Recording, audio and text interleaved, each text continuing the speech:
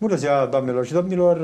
În lumina adevărului, iată, la o nouă ediție, l-am astăzi ca invitat în studioul Info HD pe domnul Vlad Lăutaru, consilier local PNL Petroșani. Bine ați revenit, domnule Lăutaru, în emisiune. Bună ziua, bine v-am găsit, mulțumesc de invitație. Așa, pentru început încercăm să contribuim și noi cu informații la activitatea de vaccinare. Vă dau câteva informații preluate din media națională și, bineînțeles, unele venite chiar prin serviciul de comunicații speciale. A început etapa a doua a vaccinării. Până în primăvară vor fi imunizate 1,6 milioane de persoane. Cifrele după prima etapă de vaccinare încheiată vinerea trecută arată că 67 din personalul din sănătate a fost imunizat. Autoritățile au dat primele cifre privind prima etapă de vaccinare, care a inclus personalul din sănătate, cum spuneam, 67,5% dintre persoanele eligibile fiind imunizate până în momentul acesta, dintr-un total de 250.000 de oameni. Vineri a început și etapa a doua de vaccinare, care va merge în paralel cu prima fază. Pentru etapa a doua sunt active în acest moment 3009 centre de vaccinare cu 413 puncte organizate de Ministerul Apărării Naționale și Ministerul Afacerilor Interne. Estimările pentru finalul lui ianuarie urmăresc 84% din persoanele din linia întâi care să se vaccineze, adică în total 210.000 oameni. Din dozele planificate pentru a fi livrate în perioada ianuarie-martie vor putea fi vaccinate 1.650.904 persoane, dintre care 994.704 vor primi și doza de rapel, au mai anunțat autoritățile. Și acum să vedem cum a început etapa a doua de vaccinare în județul Hunedoara. Vă rog, materialul 1. A început a doua etapă de vaccinare în județul Hunedoara. În această dimineață de la ora 8 s-au deschis centrele de vaccinare de la Deva, Hunedoara și Petroșani. În a doua etapă se pot vaccina angajații care desfășoară activitatea în domenii esențiale, persoanele cu vârste de peste 65 de ani și persoanele care suferă de boli cronice. Din 15 ianuarie și până astăzi, aproape 10.000 de hunedoreni s-au înscris pe platforma de vaccinare. Am vaccinat să fiu mai protejat puțin, că am o vârstă oarecare și la antigripal îl fac anual, așa că de-aia m-am vaccinat. Nu mi-e frică, am încredere. Da, bătrână și trebuia să vin. Am venit cu băiatul, că singură nu mai mee. V-am fost frică? Nu. Am făcut vaccinul anti-COVID. Ce să vă spun, tot a decurs în cele mai bune condiții, organizare perfectă, cadrele sanitare, un comportament exemplar, fără dureri, fără efecte secundare. Am făcut-o pentru binele meu, a familiei, a cunoștințelor. Sper să fie un exemplu și pentru alții. Încurajez să nu se iei după surse neverificate. Cred că cele mai bune surse în vederea efectuării vaccinului sunt cadrele medicale și organele competente. Prefectul județului Hunedoara, Călin Petru Marian, a fost printre primele persoane vaccinate în etapa a doua. Acesta a dorit să dea un exemplu și să transmită un mesaj de încredere hunedorenilor. Prefectul a fost însoțit de câțiva angajați din cadrul instituției prefecturii, inclusiv unul dintre cei doi subprefecți, Marcel Morar. Este un moment în care trebuie să dăm exemplu cetățenilor din județul Hunedoara în ceea ce privește acest fenomen de vaccinare. Este momentul în care vedem luminița de la capătul tunelului în ceea ce privește speranța poporului român și a cetățenilor din județul Hunedoara și, până la urmă, este un fenomen mondial prin care reușim să punem capăt la un moment dat acestei pandemii. Încurajez pe toată lumea, a fost o chestie normală, parcă nici n-am simțit, mă simt bine, totul este în regulă. Totul a decurs foarte bine și îndemnăm pe toți locuitorii municipiului Deva și județului Hunedoara să se prezinte la centrele de vaccinare pentru a-și vaccina organismul, atât pentru ei, cât și pentru protecția tuturor celor care ne sunt dragi nouă. Astăzi au ajuns la Deva cel mai mare transport cu doze de vaccin, respectiv 2760 de doze, care sunt distribuite la centrele de vaccinare pentru populație și la cele din unitățile spitalicești, care vor continua vaccinarea personalului medical la prima vaccinare și rapel. Am pornit, după cum bine știți, programarea de vineri în platformă. S-au ocupat deja toate locurile din platformă până în data de 28/2, nu mai sunt locuri. Va urma o nouă programare începând cu 1 martie. Am deschis în acest moment 3 centre de vaccinare, acesta de aici, de la Deva, la Petroșani și Hunedoara. Mergem momentan pe 4 fluxuri pentru populația din etapa a doua, urmând ca, în funcție de cum vor reuși producătorii de vaccin să crească livrările, să deschidem și celelalte centre. Noi ne-am pregătit pentru 37 de fluxuri la nivelul județului. Probabil că în următoarea etapă vom începe și cu Bradu și cu celelalte zone, pentru că centrele sunt pregătite, primarii și toți administratorii și-au făcut treaba. Ele sunt pregătite doar să ne aprobe fluxurile de vaccinare. În următoarele zile se vor deschide și celelalte 7 centre de vaccinare în localitățile Brad, Hațeg, Lupeni, Ilia, Orăștie, Călan și Petrila. Deocamdată, în etapa 1, din 30 decembrie 2020 până astăzi, 18 ianuarie, s-au vaccinat 4350 de persoane. Domnule Vlad Lăutaru, ați văzut care sunt datele în acest moment. Ce părere aveți, cum comentați și cum vă gândiți să procedați dumneavoastră ca persoană? Desigur, eu nu pot decât să mă bucur că, iată, eu zic că asistăm la o premieră în domeniul medicinei, faptul că un vaccin a fost conceput și a fost testat și, iată, dat către populație într-un timp atât de scurt. Eu consider că este Pentru unii suspect de scurt. Da, pentru unii suspect de scurt, dar eu consider că este singura șansă să revenim la normalitate, da? Fie că vorbim de, nu știu, ieșit la masă în oraș, fie că vorbim de mers la un concert, fie că vorbim de, uite, iată, ieșitul din țară, plecatul în concedii. Eu zic că este singura modalitate să ieșim, să ajungem la normalitatea care anul trecut poate nu o apreciam. Eu, desigur, mă voi vaccina când îmi va veni rândul. Mă bucur că a început și etapa a doua de vaccinare. Desigur, în prima etapă au trebuit să fie vaccinați cei care sunt cei mai expuși în fața acestui virus, și anume cadrele medicale. Mă bucur că a început etapa a doua și că persoanele cheie care asigură funcționarea statului român, persoanele care asigură funcționarea sistemului economic, bătrânii cu vârste de peste 65 de ani, care, iată, riscă să dezvolte niște forme mai severe a acestei boli cauzate de noul tip de coronavirus. Persoanele cu boli cronice pot să se vaccineze și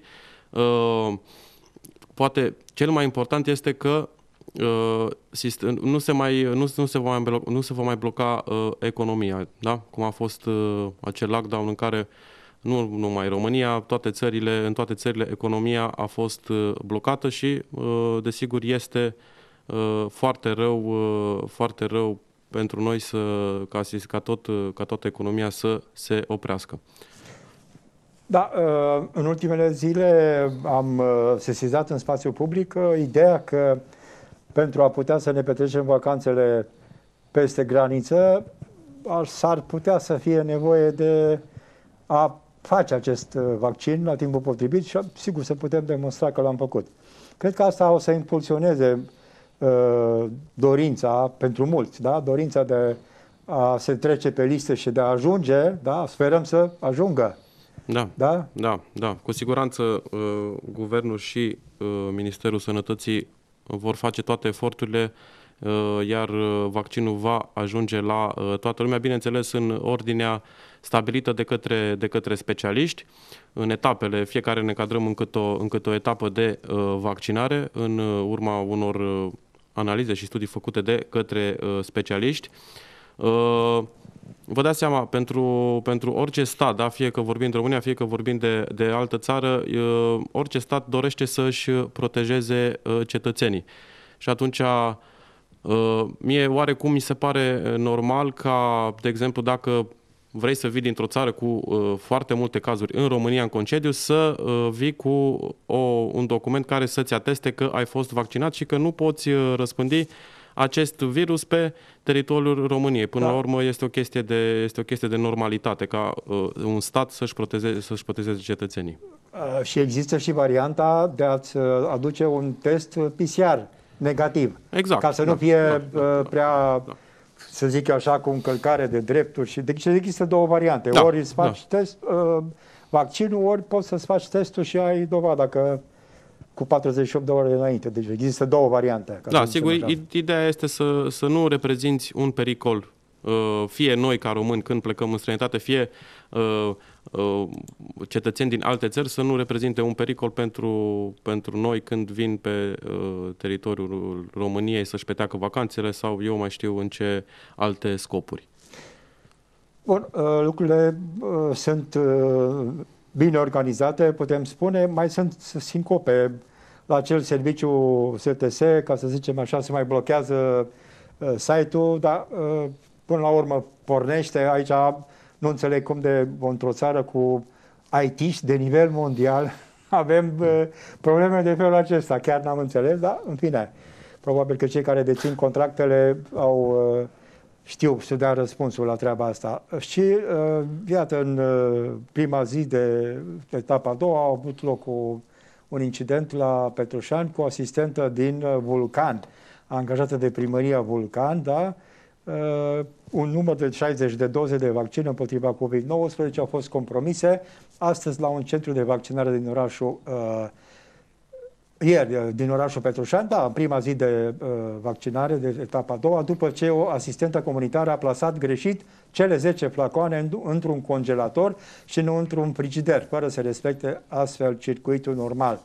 Potrivit directorului executiv al Direcției de Sănătate Publică, DSP Hunedoara, Sebastian Mezei, flacoanele cu vaccin au fost trimise la centru din Petroșani în cursul zilei de duminică, astfel încât activitatea de vaccinare să poată începe simultan luni, la ora 8, în toate centrele din județ.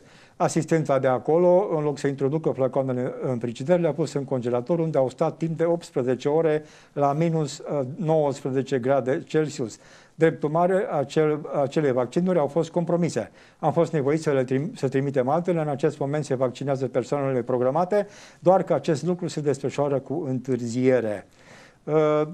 Se anunță, bineînțeles că dozele, e vorba de doze care au venit de la Timișoara, din centrul regional din Timișoara, unde și DSP Hunedoara este arondat. Asistenta comunitară care a greșit procedura a fost exclusă din personalul centrului de vaccinare și, din câte am înțeles, chiar din serviciul medical. Da, am văzut și eu știrea, am aflat și eu această informație în cursul zilei de ieri. Pe de o parte, să greșești totuși este omânește, dar pe de altă parte, într-o astfel de situație și în astfel de circumstanțe, cred totuși că trebuie să fii foarte, foarte atent. Acum, dacă stăm să ne gândim 10 doze de vaccin, poate unii ar spune că nu sunt neapărat o mare pierdere, dar dacă ne gândim în altă ordine de idei, dacă, să zicem, o doză din cele 10 care au fost compromise erau poate pentru mama, pentru tata, pentru bunica, pentru bunicul, cu siguranță acea doză și toate cele 10 doze care au fost compromise la Petroșani sunt importante. Este un eveniment nefericit, îi se poate întâmpla oricui, nu m-am interesat, dar probabil, după cum a spus, să greșește este omenește. Poate au fost și alte centre din alte județe sau alte centre de vaccinare din Europa sau din lume unde s-au mai făcut greșeli. Să sperăm că acest tip de greșeli, mai ales în centrele de vaccinare, nu vor mai avea loc, pentru că este foarte important să se vaccineze cât de repede toți cei care sunt incluși în etapa a doua pentru a putea să trecem și, desigur, la etapa a treia de vaccinare. Da, e vorba de 10 flacoane, da, în care se aflau 60 de doze, da, și primul efect, pentru 60 de oameni, primul efect este că cei 60 de oameni au trebuit să plece acasă și să vină după câteva ore, adică un disconfort și, precis fiind în etapa a doua, mulți erau la o vârstă când deplasarea e mai greu de realizat. Da, și desigur s-au declarat și programările, dar să sperăm că acest tip de incidente nu se vor mai întâmpla. Am înțeles că angajata de la Primăria Vulcan, cea responsabilă de... Am înțeles că era asistentă comunitară. Da, această greșeală a fost și sancționată de către conducerea DSP Hunedoara. Repet, să sperăm că astfel de incidente nu vor mai avea loc, iar procesul de vaccinare va decurge conform graficelor. Da, probabil că o să mai asistăm la bâlbe de felul acesta. E și o activitate nouă din câte ne dăm seama și lumea încă este, să zic eu așa, stresată și sub tensiune. Se lucrează, cred, sub tensiune și presiunea media este destul de mare, exact. Adică toată lumea e cu ochii pe cei care se ocupă și care participă la desfășurarea acestei activități importante. Pe partea cealaltă, cetățenii, vedeți că unii vor să facă vaccin, alții nu vor, sunt alte discuții pe partea cealaltă, așa că trebuie să fim tari, toți, și cei care vorbesc despre fenomen, dar și cei care le execută, în primul rând cei care le execută, bineînțeles. Da, că ați adus vorba de asta, chiar văzusem în online un material acum câteva zile, în care apărea un ziar de, cred că, să nu greșesc, din 1900 și ceva, când a fost, dacă nu mă înșel, gripa spaniolă. Acum 102 ani, da. Cam așa. Când se făceau tot așa speculații că vaccinul ar putea să-ți producă efecte secundare. Deci aceste teorii ale conspirației, din păcate, există dintotdeauna. Trebuie să analizăm, trebuie să avem încredere în medici. Cei mai buni medici și cei mai mari specialiști din lume s-au strâns pentru a lucra la acest vaccin și iată, cu ajutorul lui Dumnezeu a venit și destul de repede și probabil vom putea să ne reluăm rutina, normalitatea despre care vorbeam cât de curând, grație efortului supraomenesc pe care aceștia l-au făcut. Deci eu nu văd niciun motiv de a fi sceptic cu privire la efectele acestui virus, acestui vaccin.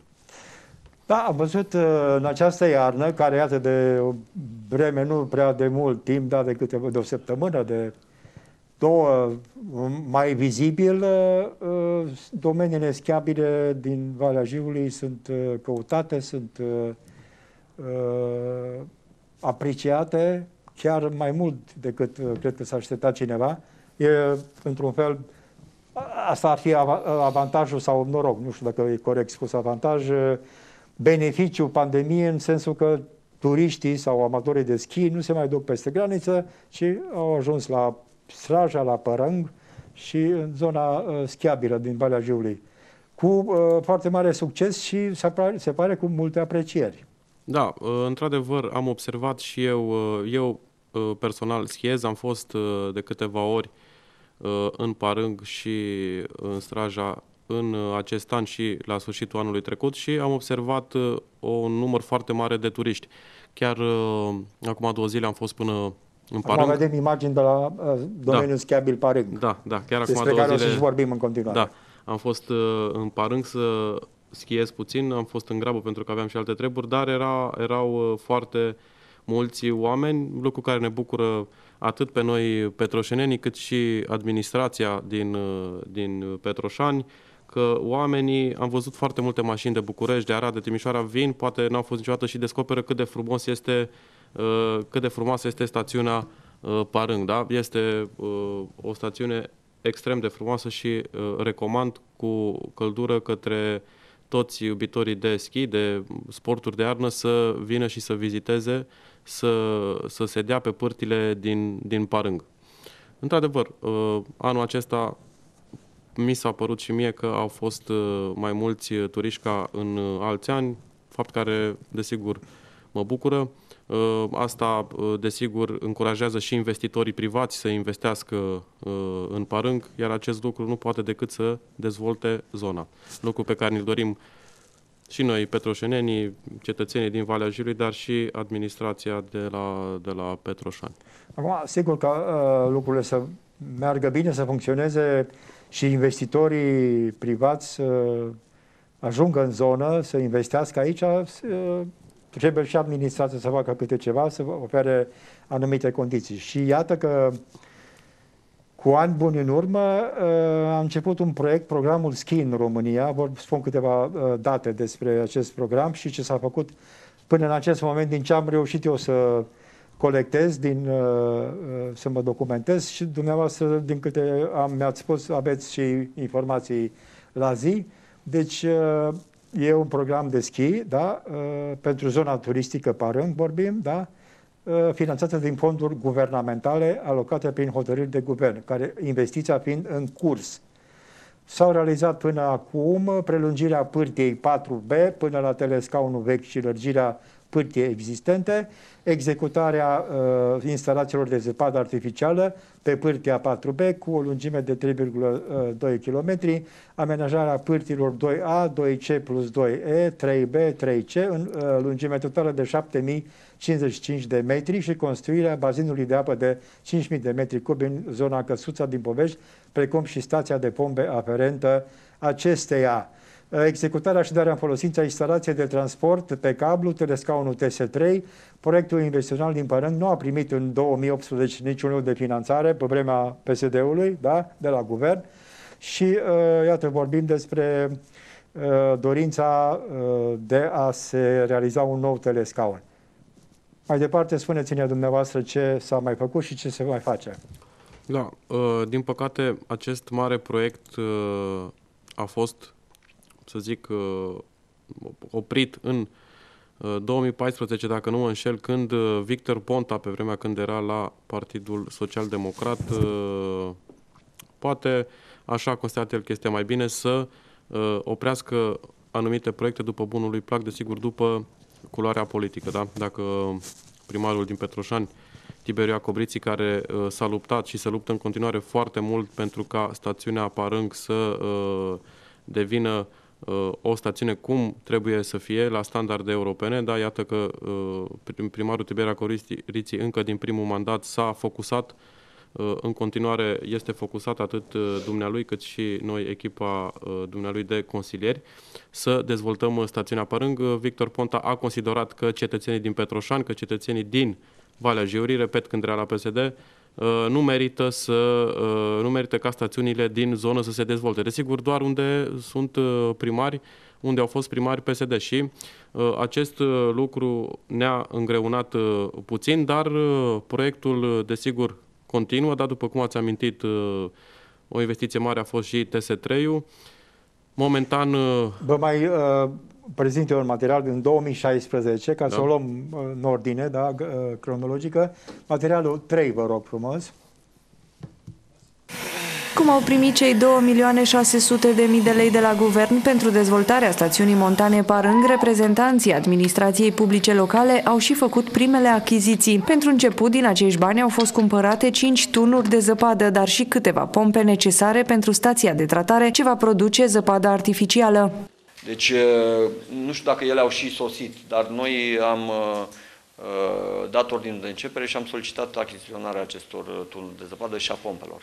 Temperaturile scăzute și precipitațiile au format deja un strat subțire de zăpadă în Parâng. Odată ce și tunurile vor ajunge și vor fi puse în funcțiune, pârtiile vor putea fi întreținute în așa fel încât atât schiorii cât și ceilalți turiști să se poată bucura de stațiunea turistică.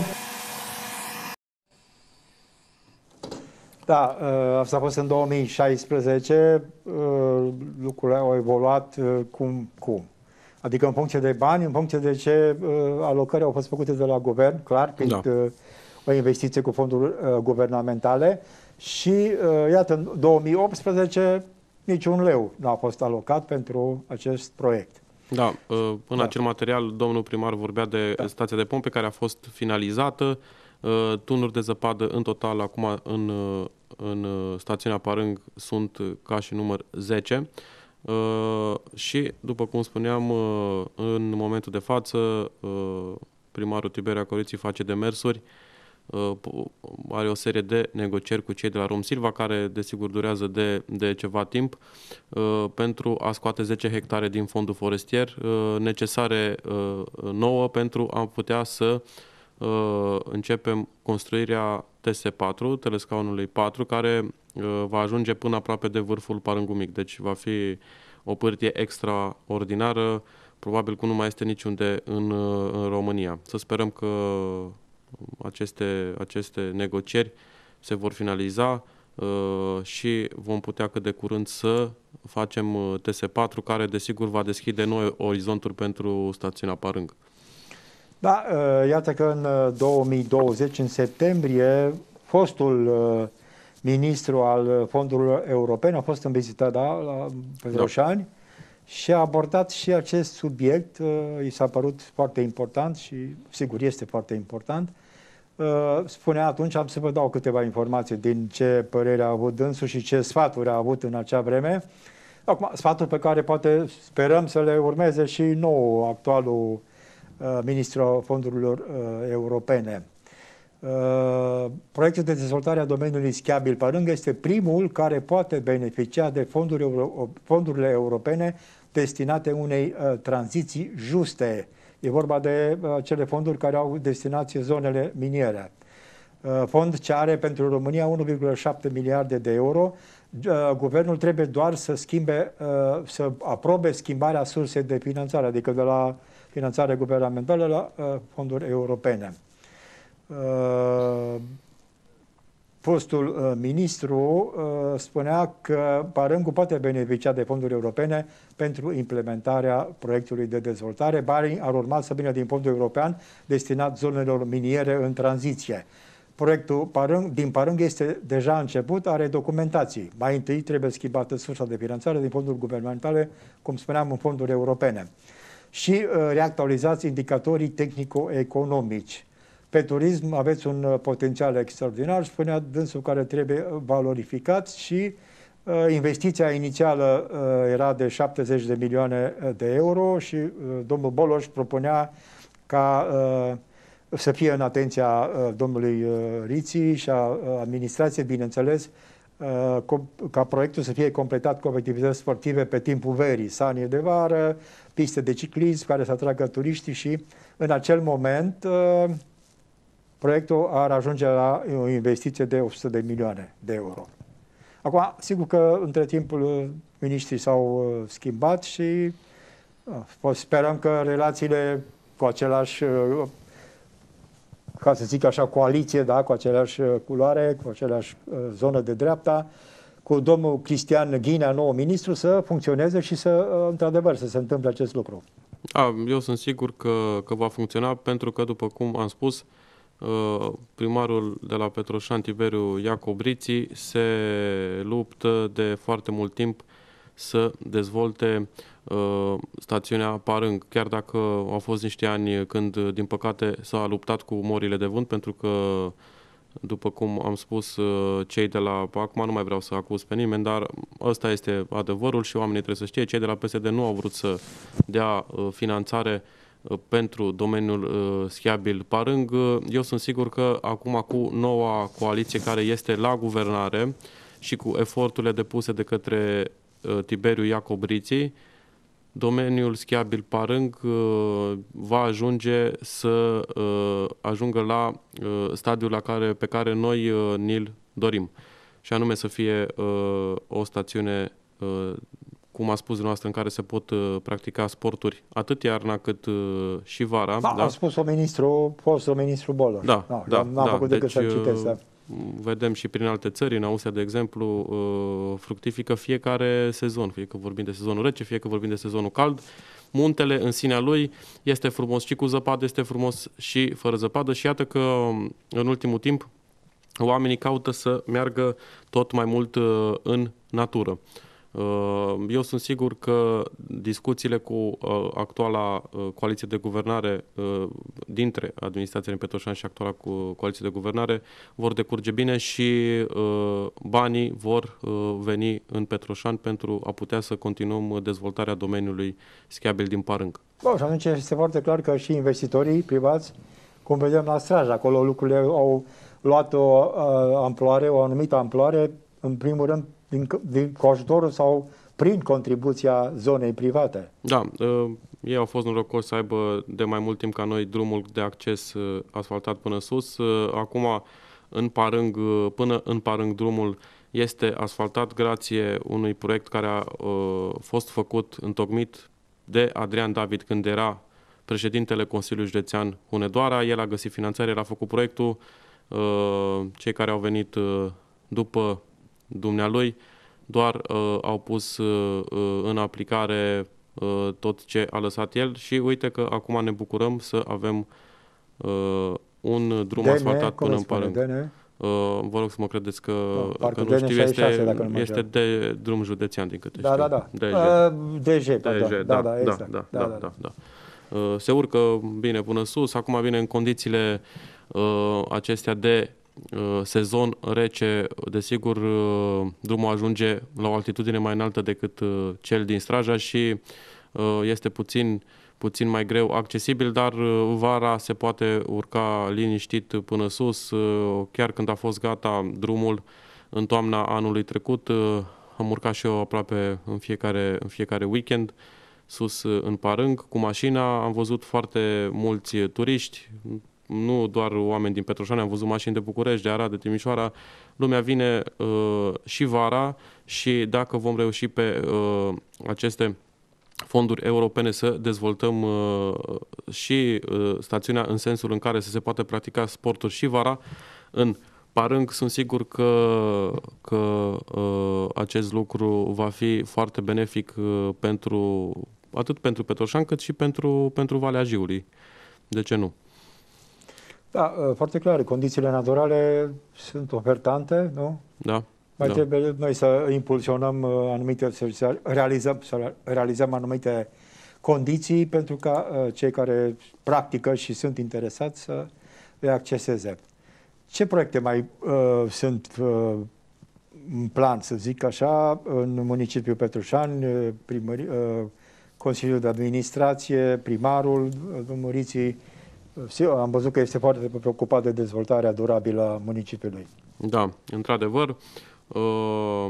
Noi am încercat în ultima perioadă, am venit și în sprijinul celor care au fost, vorbind de persoane juridice, care au fost cei mai afectați de această pandemie, și anume cei din Horeca.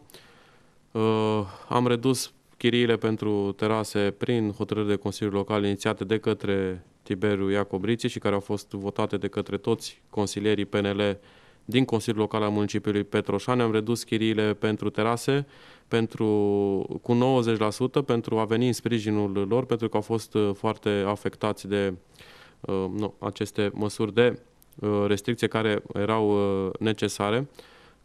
Acum au apărut, poate și prin Deva nu am fost atent, dar în Petroșani am văzut o grămadă de localuri. Au cumpărat niște igluuri care se pun afară pe terase, înăuntru se pune un încălzitor și oamenii pot să meargă să bea un suc sau o cafea, fiecare ce dorește liniștit. Cu toate aceste restricții am redus chiriile și pentru aceste igluri, am micșorat impozitele pe clădiri, pentru că toată lumea a fost afectată financiar de această pandemie de coronavirus. Desigur, vrem să continuăm proiectele pe care domnul primar Tiberiu Iacob Riții deja le avea începute, proiecte la care lucrăm, se scriu proiecte pe fonduri europene, sunt proiecte care s-au implementat pe fonduri europene. Ați adus vorba de domnul ministru al fondurilor europene Boloș, când a venit la Petroșani.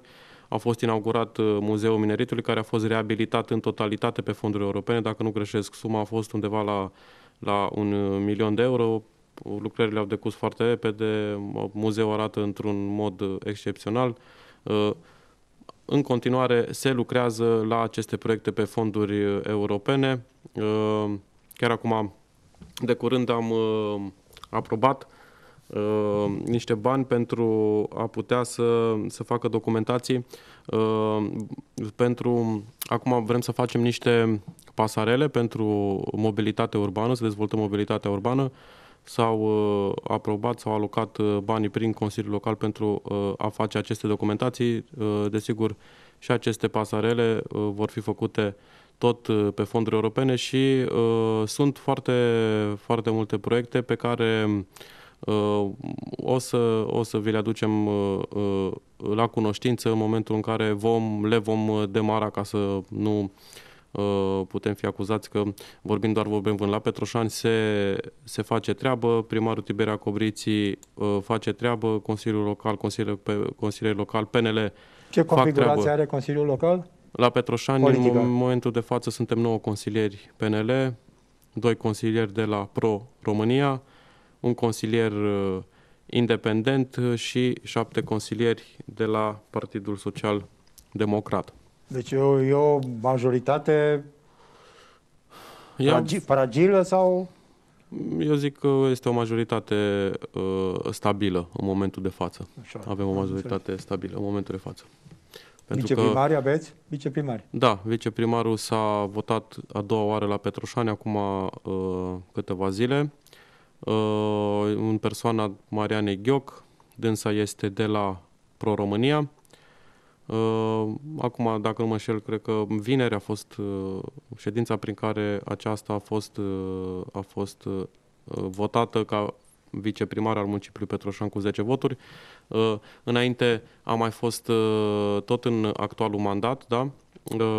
Am mai avut un viceprimar de la noi, de la Partidul Național Liberal, pe doamna Lucica Munteanu, care între timp a devenit senator și a plecat să ne ajute Petroșaniul din Senatul României să facă proiecte pentru Petroșani, proiecte pentru Valea Jiului din Senatul României și iată că a trebuit să alegem a doua oară un viceprimar la Petroșani. Da.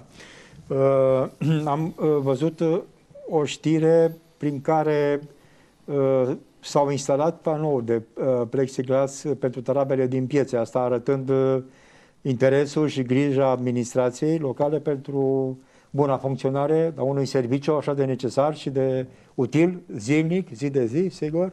Da, desigur, aceasta a fost o idee a primarului Tiberia Cobriții pentru a veni în sprijinul celor care desfășurau activități comerciale în incinta halei din Petroșani. După cum am spus, atât Tiberia Cobriții cât și noi, consilierii locali PNL de la Petroșani, am încercat să venim cât de mult am putut în sprijinul celor care desfășurau activități economice și au fost afectați de această pandemie de coronavirus. Și această măsură, după cum am spus, este luată tocmai pentru a veni în sprijinul celor care desfășurau activități economice în hala din Petroșani. Foarte multă lume din Petroșani merge și își face cumpărăturile în piață, da? Fie că vorbim de piața în aer liber, fie că vorbim de hală. Și atunci trebuiau gândite, trebuiau luate niște măsuri. Iată că au fost luate și lucrurile se pot desfășura cât de cât normal în hala din Petroșani. Da, m-ar mai interesa în ce mod influențează Universitatea din Petroșani viața în municipiu, în sensul că, în general, universitățile, facultățile, în cadrul unor comunități, dau o anumită, să zic eu, un anumit dinamism și o altă culoare vieții de zi cu zi. Cum o simțiți? Implicarea și faptul că există o universitate în Petroșani. Pentru noi, pentru Petroșani, pentru petroșeni este un lucru foarte bun. În ultimul timp au venit studenți din aproape toate zonele din România în Petroșani. Este o universitate foarte căutată, vin și de peste hotare. Avem foarte mulți basarabeni care vin să studieze la Petroșani. Desigur, pentru noi, pentru comunitatea din Petroșani, este un lucru benefic pentru că, iată, absolvenții care termină la Petroșani pot intra pe piața muncii pe un post calificat în Petroșani și avem oameni pe piața muncii competenți. Este un lucru foarte bun pentru noi, ca și comunitate în Petroșani. Oricum, e clar că specializările s-au mai schimbat, nu? Pentru că vedem ce se întâmplă în domeniul minier și bănuiesc că lucrurile au, să zic eu, pornit spre alte direcții, nu? Da, de mult. Asta s-a întâmplat de mult. Dacă la început a fost strict pentru domeniul minier, iată că acum, în 2020 și în urmă cu câțiva ani, domeniile s-au diversificat foarte mult, fapt care este arătat că vin, după cum am spus, studenți din toate colțurile țării. Eu am fost în grupă cu 4 persoane de la București, care veneau până la Petroșani să... Desigur, în ce specializare? Topografie minieră. Topografie minieră am făcut. Desigur, nu erau la fără frecvență, adică nu veneau la examene, deci veneau din București la Petroșani, pentru că este o universitate foarte bună. Lucrați acum unde? Lucrați în ce zonă sunteți? Eu am lucrat la Institutul Național de Cercetare și Dezvoltare INSEMEX Petroșani pe cercetare științifică. În momentul de față, contractul meu este suspendat pentru o perioadă de timp. Nu mai merg la INSEMEX. Am înțeles. Bun, și șansele, cum vedeți șansele de dezvoltare a zonei pe lângă aceste proiecte? Proiecte care se vor întinde pe o anumită distanță de timp. Lucrurile evoluează, sunt și alte zone care funcționează, care nu funcționează. Care ar fi pulsul? Da, au mai fost și anumite firme mai mari care au venit la Petroșani. Era o fabrică de cablaje, dacă nu mă înșel, care a venit. Nu au mai găsit, dacă nu mă înșel, destui oameni care să muncească din zonă și s-au relocat cu spațiu în alt loc, dar avem firme, foarte multe firme, să zic, de dimensiune medie, da? Până între 50 și 100 de angajați care își desfășoară activitatea în Petroșani, fie că vorbim de plăci de bază, de croitorie, sunt foarte multe domenii cu, v-am spus, un număr mediu, să zic, de angajați, între 50 și 100 de angajați care își desfășoară activitatea în Petroșani. Piața muncii și economia în Petroșani, eu zic că merge cum ar trebui să meargă momentan. Desigur, oriunde este loc de mai bine, da? Nu cred că poate să zică vreo administrație din România că nu este loc de mai bine. Noi sperăm, cu investițiile care s-au făcut, cu investițiile care se fac atât în domeniul schiabil Parâng, cu investițiile care se fac în infrastructura din Petroșani, infrastructura rutieră și în alte domenii, să atragem alți investitori, poate, de ce nu, și mai mari, care să vină la noi în Petroșani și desigur, să putem să avem mai mulți oameni care intră pe piața muncii. Din păcate, vedem că această problemă a firmelor mari care oarecum ocolesc Petroșani nu este doar în Petroșani, este generalizată pe toată Valea Jiului. Firmele mari au, nu știu de ce, o oarecare reținere. Desigur, sunt calcule economice la mijloc de a veni în Valea Jiului. Dar, după cum am spus, în Petroșani vin oameni și din Vulcan, vin oameni și din Lupeni, și din Urican, din toată Valea Jiului, vin către Petroșani să lucreze, pentru că avem foarte multe firme de dimensiuni medii, după cum v-am spus, care își desfășoară activitatea în Petroșani, fapt care l-a făcut să fie Petroșani un pol în care vin toți oamenii din Valea Jiului să își caute de muncă sau chiar lucrează în Petroșani. Da, asta mi se pare bine. Situația este cauzată de închiderea unor mine, probabil, și mai mult ca sigur este acest lucru, și faptul că unii primari nu reușesc să atragă investitori să ofere în comunitatea lor locuri de muncă, pentru că, până la urmă, să faci naveta nu e chiar plăcut. Da, nu e chiar plăcut, da. Acum nu vreau să comentez neapărat despre cum își fac treaba ceilalți primari din Valea Jiului. Cert este că oamenii din Vulcan, Lupeni, Uricani, Petrila vin să lucreze în Petroșani. Domnule Vlad Lăutaru, mulțumesc tare mult că v-ați făcut timp să veniți din Valea Jiului și am înțeles că ninja pe drum, da?